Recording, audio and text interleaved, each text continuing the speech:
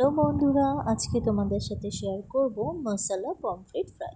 তাহলে প্রথমে কি নেওয়া হয়েছে, জিরের গুঁড়ো, একটু ধনের গুঁড়ো, কাশ্মীরি লঙ্কার গুঁড়ো, নুন, হলুদ, আদা রসুন বাটা। তাহলে দেখো, মাছগুলোকে ছুরি দিয়ে মাঝখান দিয়ে একটু কেটে কেটে রাখা রয়েছে। তার মধ্যে একটু নুন দিয়ে দিলাম, হলুদ গুঁড়ো দিয়ে দিলাম, জিরের গুঁড়ো, একটু ধনের গুঁড়ো আর কাশ্মীরি লঙ্কার গুঁড়ো, আর বেটে রাখা আদা রসুন বাটাটাও কিন্তু এর মধ্যে দিয়ে দিলাম। সমস্তটা দিয়ে একটুখানি হাতের সাহায্যে হালকা করে একটুখানি মেখে নেব।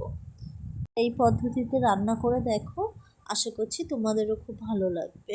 আর হ্যাঁ, অবশ্যই কিন্তু এখানে পাতিলেবুর রস দিয়ে দেবে, সেটা আমি স্কিপ করে গিয়েছিলাম। তারপরে দেখো, ফ্রাইং প্যানে তেল দিয়ে দিয়েছি, তেলটা গরম হয়ে যাওয়ার পর মাছগুলো দিয়ে একটুখানি ফ্রাই করে নেব।